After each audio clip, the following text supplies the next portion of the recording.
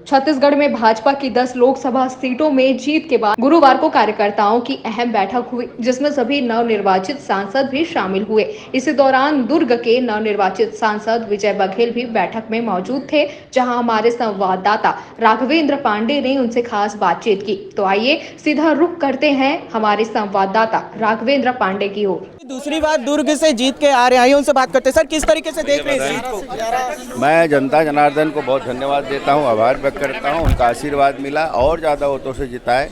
जो विश्वास किया उस विश्वास को दिल में समाये हुए हम लोग सदा जनता की सेवा में लगे रहेंगे। सर, कांग्रेस बोल रहे कि हम लोगों ने संविधान बचा लिया, बीजेपी को 400 का आंकड़ा नहीं छूने दिया। इसे किस तरीके से देख रहे हैं?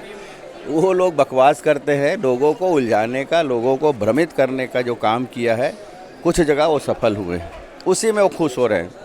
मतलब इस देश को तोड़ने मड़ोड़ने में वो कोई कसर बाकी नहीं रहे। विदेशी ताकतों के चंगुल में फंसे हुए विपक्ष लोग क्या बताएंगे हिंदुस्तान क्या होता है, लेकिन मोदी जी दुगुने उत्साह के साथ, दुगुनी ताकत के साथ इस देश को आगे बढ़ाने में लगे रहेंगे। मेरा आखिरी सवाल है सर आपसे कि भूपेश बघेल जी का क्षेत्र था दुर्ग, और अभी क्या बोलते हैं वो राजनांदगांव से बिहार गए, इसे किस तरीके से देखेंगे? वो जहाँ जाएंगे वहाँ हारेंगे। तो ये थे हमारे साथ विजय बघेल जी, जिनका कहना है कि भूपेश बघेल जहाँ जाएंगे वहाँ हारेंगे, और जो कांग्रेस खुशी मना रही है उसका उन्हें कोई फिक्र नहीं है। भारतीय जनता पार्टी एनडीए की गठबंधन के साथ मिलकर काम करने वाली है। ऐसी ही खबरों के लिए बने रहिए हमारे साथ। कैमरामैन नवेश के साथ मैं राघवेंद्र पांडे, न्यूज़ प्लस 21।